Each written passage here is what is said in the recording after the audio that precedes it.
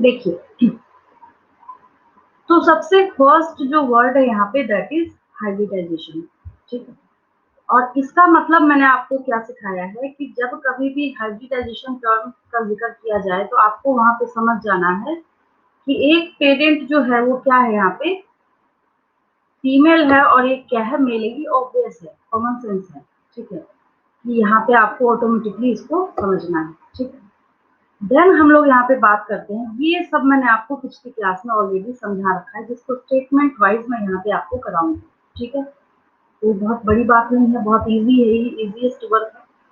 और one gene किसके लिए रिस्पॉन्सिबल है? मोनोहाइब्रिड क्रॉस के लिए। और क्रॉस के लिए कौन सा शब्द आ रहा है यहाँ पे? हाइब्रिडाइजेशन। इजी है, अब आसान लग रहा है। ठीक है, experiment carried out by Mendel, ये भी आपको पता है भाई किसने किया था ये सब प्रपोज, तो मेंडल ने किया था। ठीक है, very cross tall and dwarf plant. एक प्लांट कैसा था? टॉल था, और एक कैसा था? ड्वार्फ था। ठीक है, तो टॉल और ड्वार्फ की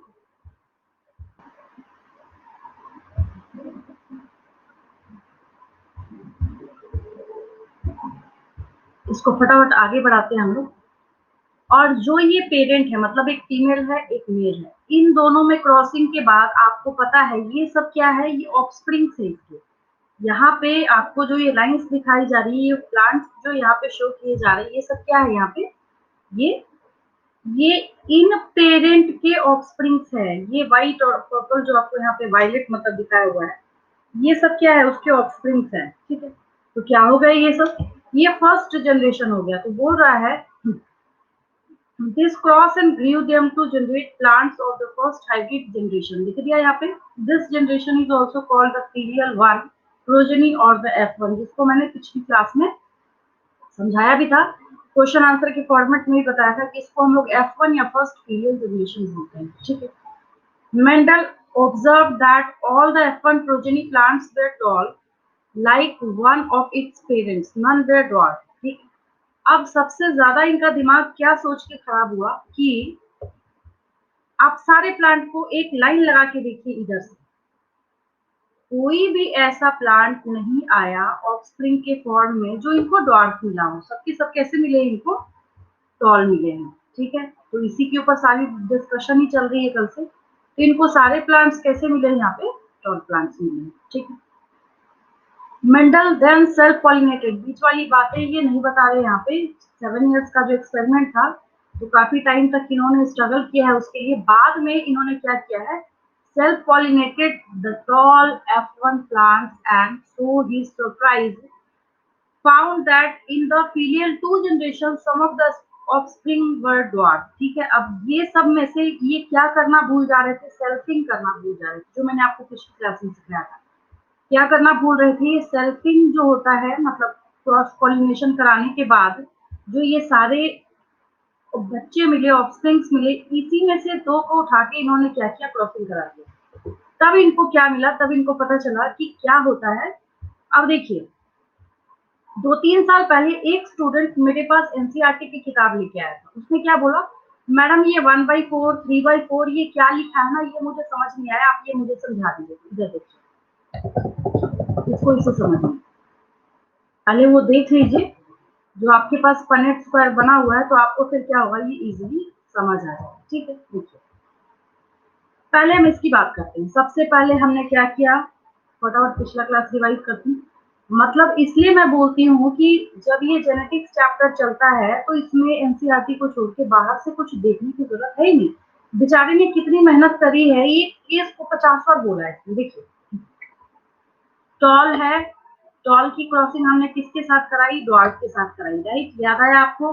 फर्स्ट जनरेशन में क्या मिला हम लोग को? सारे बॉक्स के अंदर टॉल प्लांट्स मिले, 2 टॉल बना के इसमें छुट्टी कर दी। ठीक, अब यहाँ पे यहीं से समझने वाली बात है, 3 टॉल प्लांट है, तो उस स्टेटमेंट में वहां पे लिखा गया है 3/4 प्लांट्स वर टॉल, यानी कि 4 में से 3/4 का क्या मतलब है? 4 में 3, तो 3 प्लांट जो 4 में है वो टॉल है, मतलब लंबे हैं। वो कैसे हैं? टॉल है।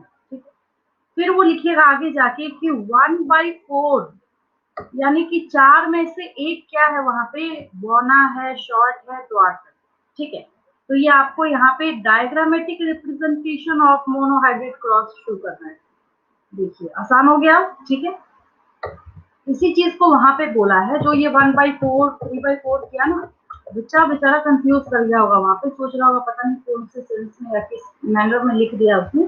तो उसने मेरे से लाके पूछा था, तो इससे पहले कि मैं स्टेटमेंट बोलूं, मैंने आपको पहले वो दिखा दिया कि वो किस सेंस में यहाँ पे बोलना चाहता है। देखिए बहुत बढ़िया तरीके से यहाँ पे लिख रहा है इस चीज को।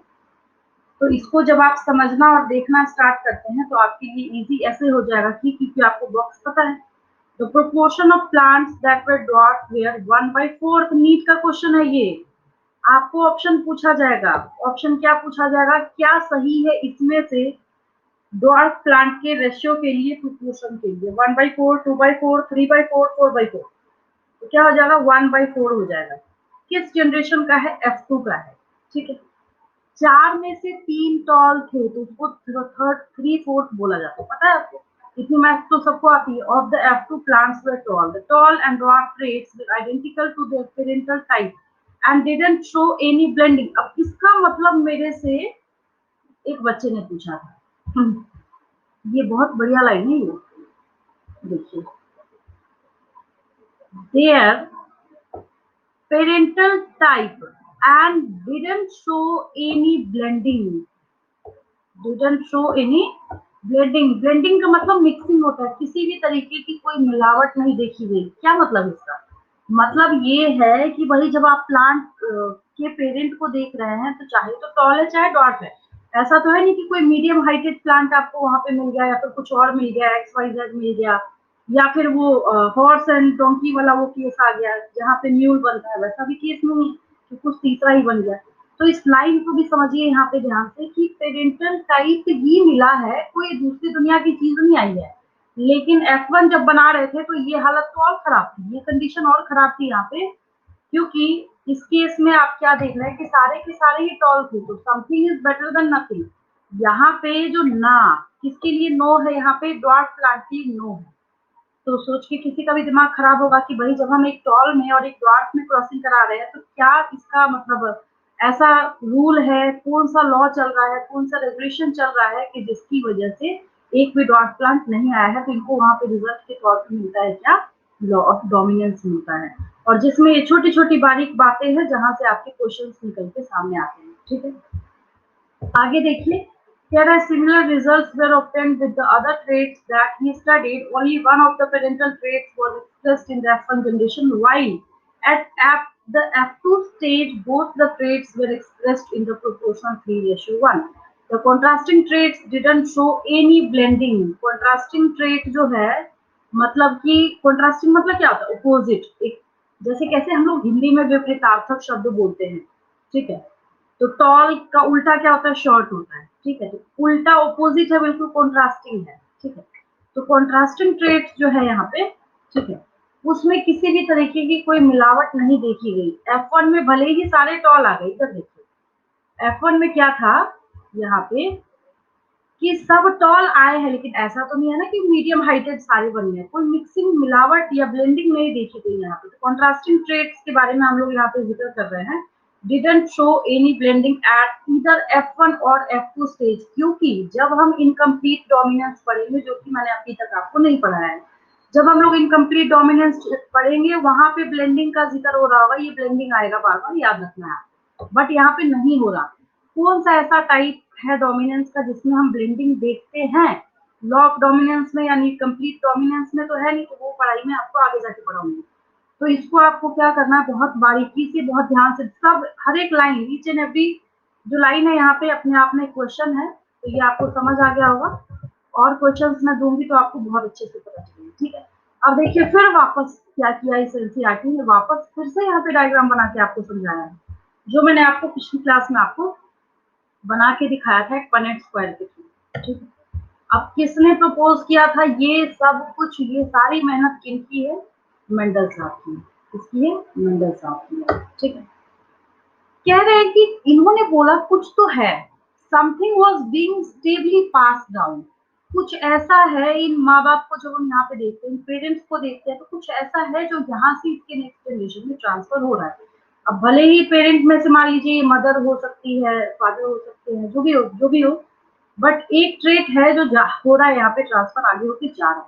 ठीक है, कह रहा है unchange from parent to offspring through the gametes. अब किसके थ्रू जाएगा? मैंने इसकी इंट्रोडक्शन में आपको एक लाइन है मार्क कराया था सारे बच्चों को, और इसके ऊपर मैंने टेस्ट का क्वेश्चन भी दिया है जिसका आंसर सेक्सुअल रिप्रोडक्शन था, कि वेरिएशन जो है, वैरायटीज जो आ रही है या फिर जो चेंजेस आते हैं, उसके लिए किसके अंदर ये सारी क्वालिटी छिपी हुई है। एक्यूमुलेशन और वेरिएशन कौन करता है? तो आपने वहां पे आंसर में लिखा था सेक्सुअल रिप्रोडक्शन।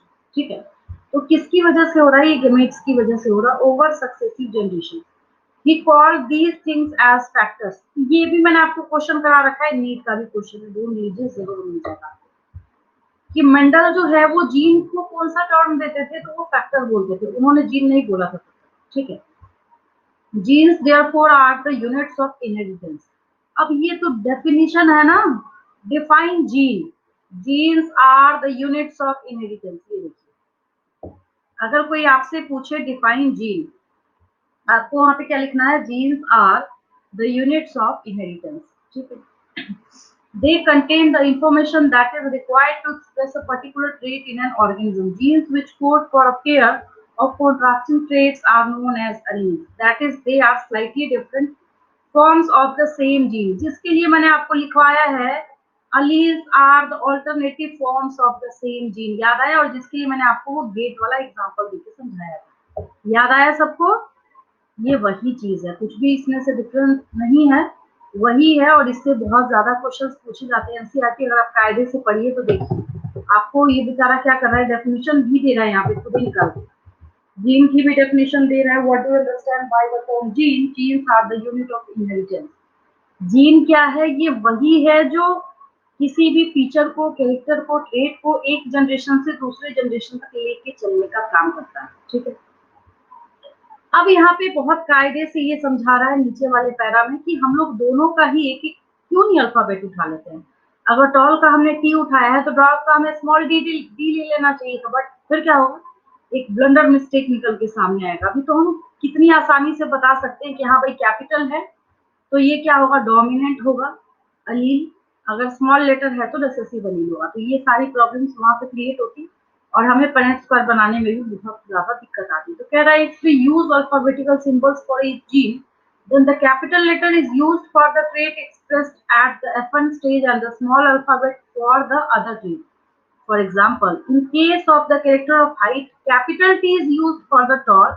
अगर ये पौधा कैसा है? लंबा है, टॉल है, टॉल है, टॉल है, तो इसको हम कैपिटल टी से डिनोट करेंगे, and small T for the dwarf. और ये रूल बनाया गया, बैठ के एक जगह पहले इसको रूल रेगुलेशन दिया गया, बोला गया कि ऐसा ही होगा तो होगा। आप चाहे इंडिया में बैठ के पढ़ाई कीजिए, चाहे ऑस्ट्रेलिया में कीजिए, कहीं भी बैठ के पढ़ाई कीजिए, हर जगह के बच्चे इस केस को ऐसे इसी तरीके से बनाएंगे, अपने इसी फॉर्मेट में लिखेंगे। ठीक है, and capital T and small T are alleles of each other. ठीक है, hells in plants the pair of alleles for height would be capital T homozygous allele। देखिए, capital T homozygous allele, capital T small T heterozygous allele। Again the small T is, ये क्या हो गया? Homozygous allele। तो मैंने आपको सिखाया था कि आपने क्वेश्चन भी लिखा है कि what are the differences between homozygous and heterozygous allele। तो होमोजाइगस allele का मतलब होता है when similar type of alleles are present on the same gene, then that condition is known as homozygous allele।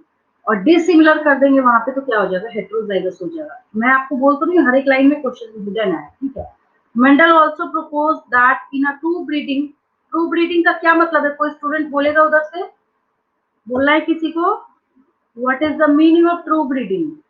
बोलिए उधर से।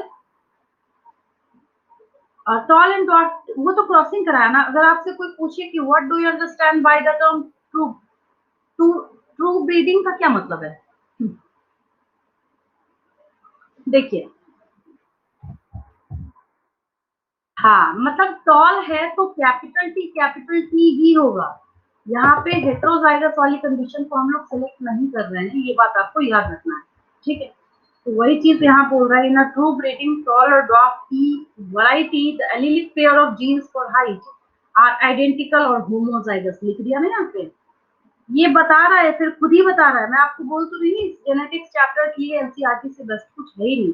अब मेरी मर्जी, मैं आपको इसको 50 क्वेश्चन कराऊं, 100 कराऊं, जितनी मर्जी उतनी कराऊं क्वेश्चन में आपको, ठीक है, बट इससे बेस्ट कुछ नहीं है। छोटी छोटी चीजों को खुद ही ये यहाँ पे आपको बता रहा है।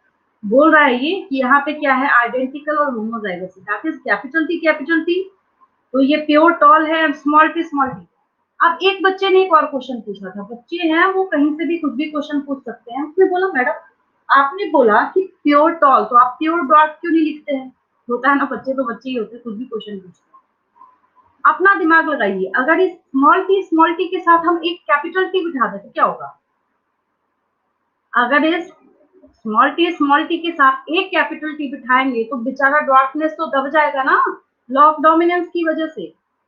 तो एक क्वेश्चन और पूछा जाता है कि कौन सा ऐसा ट्रेट है जो अपने आप को सिर्फ होमोजाइगस कंडीशन में रिप्रेजेंट करता है। क्वेश्चन समझिए, ये टॉलनेस जो है ये दोनों कंडीशन में अपने आप को एक्सप्रेस कर सकता है, in the case of capital T and also in the case of capital T small T. लेकिन ये ड्वार्फ बेचारा रिसेसिव ट्रेट जो होता है ना, ये रिसेसिव ट्रेट जो है ये बेचारा बंधा हुआ रहता है, इसके साथ मजबूरी है, ये अपने आप को तभी एक्सप्रेस कर सकता है जबकि दोनों एक जैसे होमोजाइगस अलील प्रेजेंट हो। अगर आप खुद ही अपना लॉजिक अपने दिमाग में खुद ही फिट करना है आपको, तो ये बातें समझ आ जाएंगी कि तब क्या होगा, वो प्लांट ड्वार्फ है, क्योंकि होमोजाइगस कंडीशन। आप हेटेरोजाइगस खुद ही अपने मन में बना के देख लीजिए, तो आपको पता चल जाएगा कि कभी भी किसी रिसेसिव ट्रेट के लिए हम लोग प्योर क्यों नहीं लिखते हैं।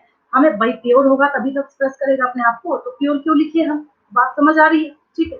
जैसे कैसे केमिस्ट्री में आप बेंजीन या कोई स्ट्रक्चर बनाते हैं, तो मैं आपसे क्वेश्चन पूछूं सी क्यों नहीं लिखा आपने, तो आप बोलेंगे मैडम आपको इतना भी नहीं पता आज तक कि जहां नहीं लिखा हुआ है कुछ तो सी है, कार्बन है उसका मतलब। एग्जैक्टली उसी तरीके से ये कॉमन सेंस है कि भाई जब ये ड्वार्फ है बेचारा, रिसेसिव फीचर खुद ही है, तो हम क्यों लिखे प्योर इसको, क्योंकि ये प्योर कंडीशन में ही अपने आप को एक्सप्रेस करेगा।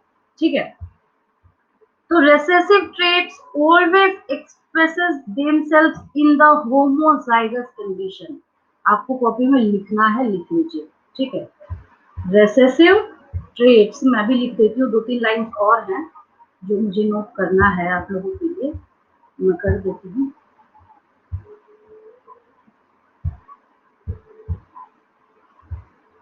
चलिए, यहाँ पे वापस उसी चीज को रिपीट किया जा रहा है, that is as Mendel found the phenotype of the F1 heterozygote. अच्छा, हेट्रोजाइगोट क्यों बोला जा रहा है? क्योंकि यहाँ पे ध्यान देने वाली बात ये है कि एक है कैपिटल टी और दूसरा है स्मॉल टी। अगर एक जैसा होता तो हम तो इसको होमोजाइगस बोल देते, बट यहाँ पे क्या है, ये कैपिटल टी स्मॉल टी है, दैट मीन्स की क्या है, ये हेट्रोजाइगस कंडीशन और हेट्रोजाइगस केस है। To be exactly like the capital T parent in appearance, moral of the story मैं बताती हूँ।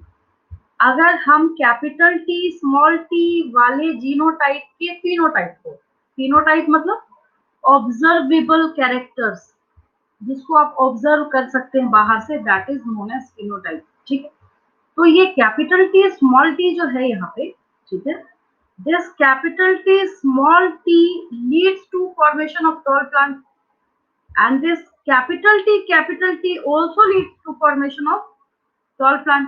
यानी ये भी टॉल बना रहा है, ये भी टॉल बना रहा है, कह रहा है exactly like the capital T parent in appearance. आप देख के आपके घर के गमले में टॉल प्लांट लगा हुआ है, आप उसको देख के पहचान ही नहीं सकते। मैं बोलूँ आप इसका जीनोटाइप बताओ, तो आप बोलिएगा मैं कैसे बताऊं, इसका genotype capital T small T भी हो सकता है और इसका जीनोटाइप कैपिटल टी भी हो सकता है। ठीक है, वही चीज यहाँ पे बोल रहा है, one dominates the other as in the F1 and hence is called the dominant factor। ये क्या हो गया यहाँ पे, dominant factor हो गया। While the other factor is recessive, अभी मेंडल की भाषा बोली जा रही है यहाँ पे, मेंडल का स्टेटमेंट क्यों फैक्टर फैक्टर कर रहा है। In this case, capital T for tallness is dominant over small t for dwarfness। ये भी पता है आपको, that is recessive। He observed identical behavior for all the other characters of traits, pairs that he studied। It is a convenient and logical to use the capital and lower case of an alphabetical symbol to remember this concept of dominance and recessiveness. Don't use capital T for tall and small d for short, because you will find it difficult to remember whether capital T and small d are alleles of the same gene. ये बहुत बड़ी बात है। जैसे एक question बार बार arise होता है, पूछा जाता है कि कैपिटल टी क्या हम नहीं लिख सकते टॉलनेस के लिए, स्मॉल डी नहीं लिख सकते टॉलनेस के लिए, फिर हमें ये कैसे पता चलेगा कि ये दोनों अलील जो है वो एक ही जीन के हैं? नहीं पता चलेगा ना, आगे जाके बहुत खिचड़ी बन जाएगी, बहुत कंफ्यूजन हो जाएगी। तो आगे जाके उस कंफ्यूजन से बचने के लिए एक रूल बना दिया गया पूरे फुल जेनेटिक्स के लिए, ठीक है। इसको इसी तरीके से रिप्रेजेंट किया जाएगा, ठीक है। Alleles can be similar as in the case of homozygotes capital T and small t, or can be dissimilar as in the case of the heterozygote capital T small t. यही है जो मैंने आपको पिछली क्लास में दिया था question, what are the differences between homozygous allele and heterozygous allele. Since the capital T small t plant is heterozygous for gene controlling one character height, it is a monohybrid because हम यहाँ पे inheritance of one gene पा रहे हैं, ठीक है। And the cross between capital T and small t is a monohybrid cross. ये Punnett square में तो आपने पीएचडी कर ली है पिछली क्लास में, मैंने बताया था सबको। और यश आप लोग जो हैं, दोनों यश को मैं बोल रही हूँ, आपको तो मैंने कॉपी पे बहुत अच्छे से ये कराया है, तो इसमें आपको याद होगा, एक बार मैं फिर से रिपीट कर देती हूँ। देखिए हमने क्या किया था पिछली क्लास में, हमने एक टॉल प्लांट लिया। क्या लिया हमने? एक tall plant. Which type of tall plant? Pure tall plant. Pure मतलब हम यहाँ पे कैपिटल के स्मॉल टी नहीं लिख सकते। क्वेश्चन दूंगी तो लिख सकते हैं, मैंने दिया था आपको पिछली क्लास में क्वेश्चन कि हम जब एक heterozygous tall plant co dot plant से क्रॉस कराएंगे तो क्या होगा, करने को तो खुद भी कर सकते हैं। मेंडल की बात करी जा रही है कि मेंडल ने अपना F1 कैसे बनाया था, याद रखना आपको इस बात को। हम मेंडल के F1 की पढ़ाई कर रहे हैं यहाँ पे। तो मेंडल ने क्या किया था, प्योर टॉल प्लांट लिया था, मतलब ये भी कैपिटल टी है, ये भी कैपिटल टी है, 2000% गारंटी है इस चीज की, ठीक है। ड्वार्फ प्लांट में क्या प्योर लगाना, इस बेचारे के पास एक कैपिटल टी उठा के देखिए, इसकी हस्ती खत्म हो जाएगी, आइडेंटिटी गायब हो जाएगी इस बेचारे की, ठीक है। तो इनको हमने लिखा है, इधर गेमेट्स बिठाए हैं। गेमेट्स का मतलब मान लीजिए कि इधर मेल फीमेल गेमेट है, मेल एक साइड फीमेल दूसरी साइड, ठीक है। रिजल्ट क्या होगा? ऑल बॉक्स जो है यहाँ पे capital T small T, capital T small T, capital T small T, capital T small T, all plants are tall. ये भी टॉल है, ये भी टॉल है, ठीक है। तो अभी तक ये क्या बना है? F1 बना है। What is this? F1 बना है ये, ठीक है। तो क्या हो रहा है, फिर हम लोग क्या यहाँ पे ध्यान देते हैं कि ये क्या हो रहा है यहाँ पे, इसी में से सब तो एक जैसे है ना, सब क्या है यहाँ पे, ये देखिए सब एक जैसे है। किसी भी दो को उठा के सेल्फिंग, SELFING सेल्फिंग है ये, ठीक है। तो सेल्फिंग जब हम करा देते हैं, तो सेल्फिंग कराने के बाद फिर हमें एक चौंकाने वाला रिजल्ट मिलता है, जहाँ पे एक हम लोगों को कैपिटल टी मिलता है। इधर देखिए, हम लोगों को कैपिटल टी कितना मिला है? 1 मिला है। हम लोगों को कैपिटल टी स्मॉल टी कितना मिला है? 1 and 2। तो यहाँ हमने इसको जीनोटाइप में मेंशन कर दिया है। Capital T and small T कितना मिल रहा है आपको? दैट इज 2 मिल रहा है, ठीक है। देन बचा कौन सा? स्मॉल टी कितना मिल रहा है आपको? 1 मिल रहा है। तो इस तरीके से हम लोग जीनोटाइप लिखते हैं। कितना इजी है, इसमें हमें कोई अपना दिमाग नहीं लगाना, जो आपको दिख रहा है उसको प्रिंट करते हैं, ठीक है। फिनोटाइप की बात करते हैं।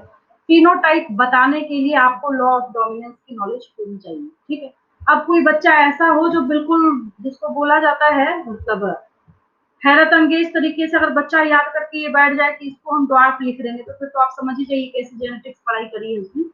Capital T small T law of dominance का अगर उसको पता है तो वो इसको क्या लिखेगा? ऑब्वियस है कि यहाँ पे 1, 2 and 3 टॉल प्लांट है और एक ड्वार्फ प्लांट है। एक क्या है यहाँ पे? ड्वार्फ प्लांट है, ठीक है। तो ये हमने यहाँ पे फिनोटाइपिक रेशियो भी मेंशन करा है, और हमने यहाँ पे जीनोटाइप को भी मेंशन किया है। कितने ये सलीके से चल रहा है, इसको देखिए, एनसीईआरटी को ध्यान दीजिए। फिर से उस चीज को वापस उस पेज पे रिपीट किया गया। मेरे ख्याल से थर्ड पेज पे सेम चीज चल रही है। पिछली क्लास में जो मैंने आपको एक सॉफ्ट कॉपी प्रोवाइड करी थी, सॉफ्ट कॉपी का मतलब जो कॉन्सेप्ट मैंने आपको दिया था, आपके दिमाग में डाला था पिछली क्लास में, उसके लिए इतनी सारी एक्सप्लेनेशन यहाँ पे दी जा रही है। हाँ, छोटे-छोटे ऐसे वर्ड्स और क्वेश्चन है जिसको जैसे पूछा जा सकता है वो मैं वैसे यहाँ पे आपको एक्सप्रेस कर रही हूँ। From the observation that the observation not analysis. Observation मतलब खुली आंखों से जैसा दिख रहा है वैसा लिख देना, ये नहीं कि चले जाइए उसका जीनोटाइप पता करने के लिए। ऑब्जर्वेशन जैसे कैसे केमिस्ट्री में कोई एक्सपेरिमेंट करते हैं उसके बाद हम लोग क्या पढ़ते हैं, क्या लिखते हैं, उसका ऑब्जर्वेशन लिखते हैं, ठीक है। From the observation that the recessive parental trait is expressed without any blending. बताइए कितनी बढ़िया लाइन है। जो मैंने एक लाइन लिखी अभी अभी आपको दूसरे पेज पे, रिसेसिव ट्रेट बेचारा जो है ये अपने आप को सिर्फ तभी एक्सप्रेस कर सकता है जब ये होमोजाइगस कंडीशन में होगा, उसकी दूसरी भाषा है। और करके कैसे हम लोग समानार्थक शब्द पढ़ते हैं हिंदी में, पानी को जल भी बोलते हैं, नीर भी बोलते हैं, इंग्लिश में वाटर भी बोलते हैं, बहुत सारी चीजें बोलते हैं, एक्स वाई जेड। उस लाइन का ये जो लाइन मैंने आपको अभी अभी यहाँ पे लिखी है ना, this one, recessive feature is always expressed in homozygous condition, इसका यहाँ पे क्या किया जा रहा है आपको, ये सेम मीनिंग वाली लाइन यहाँ पे ये एनसीईआरटी आपको बता रही है क्या, the recessive parental trait is expressed without any blending. आप किसी मिलावट के साथ इसको एक्सप्रेस नहीं कर सकते, करके देखिए क्या होगा, लॉ ऑफ डोमिनेंस वर्क करने लगेगा, वहां पर बेचारा दब जाएगा। In the F2 generation, we can infer that when the tall and dwarf plant produce gametes by the process of meiosis, आ गया यहाँ पे आपको तंग करने के लिए वापस से क्लास 11, फिर से वापस क्या आ गया यहाँ पे, meiosis आ गया। दुनिया का रूल है, मैंने आपको each and every alternative class में आपने नोटिस करा होगा, मैंने हमेशा घूम फिर के सेल डिवीजन का एक न एक क्वेश्चन आपसे टेस्ट में या असाइनमेंट क्वेश्चन में पूछा है, क्योंकि पूरी दुनिया में अगर कहीं पे भी कोई गेमेट बनना है तो उसके लिए मियोटिक डिवीजन लगेगा।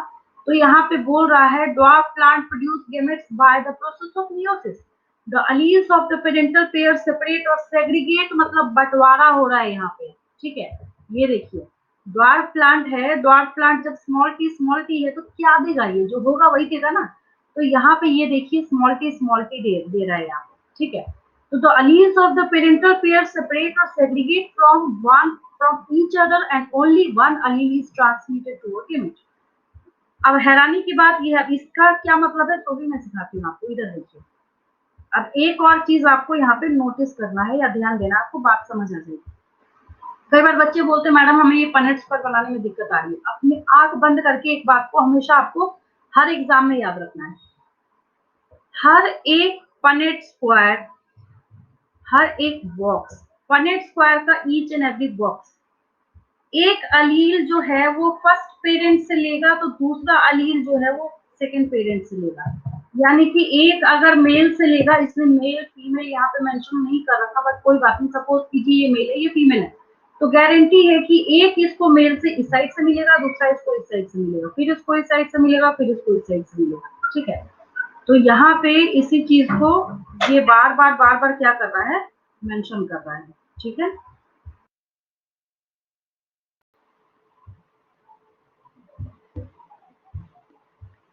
तो यहाँ पे ये जो अलील्स आपको देखने को मिल रहा है ये कॉन्ट्रास्टिंग वे में लिखा हुआ है, इसका मतलब है कि ये क्या करेगा, लॉ ऑफ डोमिनेंस को रिप्रेजेंट करेगा, ठीक है।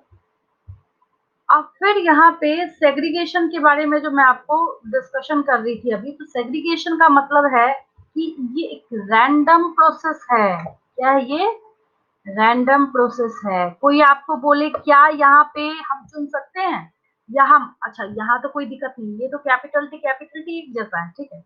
इसको देखते हैं, इस केस को देख के समझते हैं, capital T small T, capital T small T, ठीक है।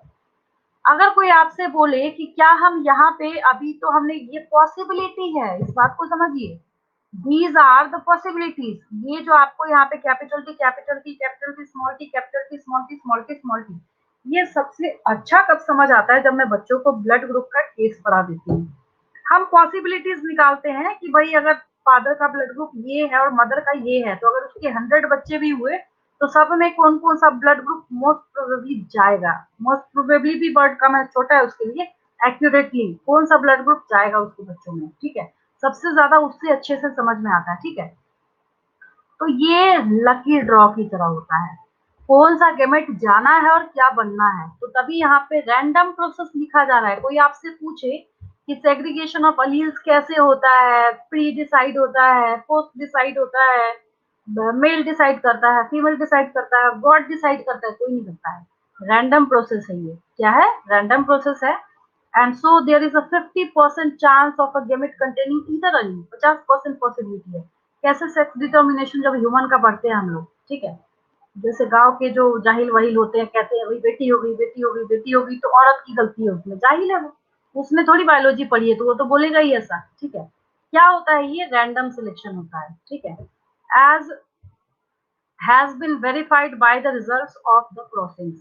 In this way, the gametes of the tall plants have the allele capital T and the gametes of the dwarf small t small t. Plants have the allele small t. During fertilization, the two alleles capital T from one parent, say, though the pollen, and small t from the other parent, then through the egg.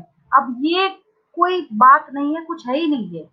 पिछला chapter जो मैंने आपको पढ़ाया sexual reproduction in flowering plants, आप में से कुछ बच्चे बोलेंगे हमने नहीं पढ़ा। 10वीं क्लास तो 10th बोर्ड दिए बिना तो कोई बच्चा नहीं बैठा है यहाँ पे। अगर वो भी नहीं याद तो फिर से सुन लीजिए। आपको पता है कि जो मेल गेमेट है वहां पे किसके अंदर बैठा हुआ है? वो जनरेटिव सेल पॉलिन ग्रेन के अंदर बैठा हुआ है, मतलब मेल गेमेट। ठीक है, तो एक पेरेंट तो यहाँ बैठा हुआ है और दूसरा किसके थ्रू जाएगा? तो एग के थ्रू जाएगा। फर्टिलाइजेशन कराइएगा तो क्या बनेगा? जाइगोट बनेगा। ये तो पता है सबको। That have one capital T allele and one small t allele. In other words, the hybrids have capital T, small t, since these hybrids contain alleles which expresses contrasting traits. जगह जगह पे लिखा हुआ देखिए। The parents are heterozygous. Parent कैसे हैं? Heterozygous. किसके लिए बोल रहा है ये? किसके लिए बोल रहा है? Not for this, not for F1 generation parent. किसके लिए? इसके लिए तो आंख बंद करके आप लोग बता सकते हैं। आप लेटे हुए हैं और कोई आपसे पूछे कि मेंडल की जो क्रॉसिंग थी उसमें किसके, ऐसा भी क्वेश्चन बनता है, उसमें किसके पेरेंट हेट्रोजाइगस थे? F1 वाले के या F2 वाले के? तो आपको दिख तो रहा है खुली आंखों से किसकी हेट्रोजाइगस है? F2 वाले के। The production of gametes by the parents, the formation of the zygotes, the F1 and F2 plants can be understood from a diagram called Punnett square. क्या बोलते हैं हम लोग उसको? खूब क्वेश्चन में लिखाते हैं इससे। Punnett square, as shown in figure 5.4, it was developed by a British geneticist. उनका नाम ही क्या था यहाँ पे? रेगिनाल्ड सी पनेट। अपने नाम पर ही रख दिया, मैंने पहले ही बोला था आपको, अपने नाम पर ही रख दिया उन्होंने। आज वो बेचारे मर गए बट हम नाम ले रहे हैं उनका इसी बहाने। ठीक है, it is a graphical representation to calculate the probability of all possible genotypes of offspring in a genetic cross. The possible gametes are written on two sides. ऐसे इधर एक साइड और ये दूसरा साइड। हम लोगों ने सीधा बॉक्स बनाया था, इस बेचारे ने थोड़ा डिजाइनिंग कर दी है यहाँ पे, ऐसे इस तरीके से करके बना दिया है। एक ही बात है, कैसे भी बनाइए, घुमा दीजिए, कुछ भी कीजिए, रिजल्ट नहीं बदल जाएगा। ठीक है, all possible combinations are represented in boxes below the squares, which generates a square output form. ये आउटपुट है ना इसका, मतलब इनपुट, गेमेट का इनपुट गया है तो क्या रिजल्ट निकला, आउटपुट क्या निकला। जैसे है ना, हम लोग बोलते हैं कि भाई इनपुट तुम इतना कर रहे हो, इतनी मेहनत कर रहे हो, आपके बायो का एग्जाम है, बैठ के हिस्ट्री पढ़ रहा है, उसका कोई आउटपुट थोड़ी निकलेगा, कुछ नहीं निकलेगा। तो ये इनपुट है और उसका आउटपुट ये निकलना है वहां पे, उसके लिए बोल रहा है। हर एक चीज जो है यहाँ पे एनसीईआरटी ने कोई शब्द नहीं छोड़ा इस्तेमाल करना आपको समझाने के लिए। The Punnett square shows the parental tall male and dwarf small t female plants. The gametes produced by them and the F1 capital T summary है ये। What is this para? अगर कोई आपसे पूछे कि ये पैरा यहाँ से यहाँ तक क्या है, तो अभी तक का जो मेंडल साहब के काम का हम लोगों ने पूरा जिम्मा देखा है, उसकी समरी है। अब बहुत ध्यान से सुनिए, अभी तक में आपकी पीएचडी हो गई होगी इस पूरे टॉपिक में। ठीक है, the Punnett square shows the parental capital T male and dwarf small t female plants. The gametes produced by them and the F1 capital T small t progeny बना F1 के बाद, पता है हम लोग को। The F1 plants of genotype capital T small t as F1, सारे ही कैसे बने? यही बने। All plants are capital T small t, right? क्या किया गया? सेल्फिंग कराई गई, मतलब सेल्फ पॉलिनेशन कराया गया। हम ऐसा नहीं कि कहीं किसी दूसरी जगह से लेने गए हम कि भाई एक दूसरा चाहिए गेमेट, नहीं, बस यही है, इसी में सेल्फ पॉलिनेशन कराया गया। The symbols female and male are use to denote the female X and male pollen. पता ही आपको ये किसका है? फीमेल का सिंबल है। ये वाला किसका है? फीमेल का सिंबल है। ये किसका है? मेल का सिंबल है, ये वाला। ठीक है, Respectively, the F1 plant of the genotype capital T small t when self-pollinated produces gametes of the genotype capital T small T in equal proportion. भाई दोनों तो एक ही जैसा है, कैपिटल टी स्मॉल टी, तो दोनों से तो एक ही जैसा क्या होगा यहाँ पे, मतलब ये जो टॉल प्लांट है ये भी तो यही है, ये भी यही है, तो दोनों का गेमेट तो एक ही जैसा बनेगा ना, तो वही बोल रहा है यहाँ पे सेम इक्वल प्रोपोर्शन में बनेगा। When fertilization take place, the pollen grains of genotype capital T have a 50% chance to pollinate eggs of the genotype capital T as well as of genotype small t. Also, pollen grains of the genotype small t have a 50% chance of pollinating eggs of genotype capital T as well as of genotype small t. As a result of random fertilization, the resultant zygotes can be of the genotypes capital T, small t and small t, small t. क्या बोल रहा है सोचिए। अच्छा याद है कुछ बच्चे अपनी कॉपी में 10वीं क्लास में मैंने कुछ टीचर्स को देखा है बच्चे को ऐसे करके पढ़ाते हैं, देखिए क्या बोल रहा है ये, देखिए इस कैपिटल टी की प्रोबेबिलिटी है कि इसके साथ भी क्रॉस कर सकता है, राइट। इस कैपिटल टी की मर्जी ये इसके साथ भी क्रॉस कर सकता है, यही एक लाइन नीचे लिखा है, राइट। ठीक है, तीर ऐसे ऐसे एरो बना के खींच खींच के कुछ टीचर्स 10वीं क्लास में कुछ बच्चों को पढ़ाते हैं, मैंने कॉपी में देखा है, याद है आप लोगों को। जैसे इसका है तो दोनों के साथ क्रॉस करके और नीचे बना दिया कि क्या बनेगा, बॉक्स की बनाया वो वैसे ही बताते हैं बच्चों को, ठीक है। उसी चीज को ये नीचे लिख रहा है कि इसकी मर्जी है, रैंडम है, ये इसके साथ भी कर सकता है, इसके साथ भी कर सकता है। इस कैपिटल टी को जब हम देखेंगे तो ये इसके साथ भी कर सकता है, इसके साथ भी कर सकता है। छोटे वाले को देखते हैं इसके साथ भी कर सकता है, लेकिन उसकी उसको करने के चक्कर में बच्चे कई बार मिस्टेक कर लेते हैं, ठीक है। मैं स्टूडेंट्स को मना करती हूँ कि आपको वैसा केस जो है वो नहीं बनाना है, डायरेक्ट पॉइंट्स पर बनाइए, इससे मिस्टेक्स कभी, ये पूरा पेज वही है, इसको मैं फिर से रिपीट करूंगा अगली क्लास में, ये वाला जो पेज है, ताकि आपको और रिवाइज हो जाए। और most important thing is that कि test cross and back cross दोनों बनाने के साथ साथ, बताने के साथ साथ, समझाने के साथ साथ मैं आपको प्रीवियस क्लास जो है वो रिवाइज भी करूंगी, तो नेक्स्ट क्लास में भी आज के जैसे ही कोई भी स्टूडेंट एब्सेंट नहीं होइएगा, ठीक है। बाकी मैं अब असाइनमेंट क्वेश्चंस देती हूँ आपको।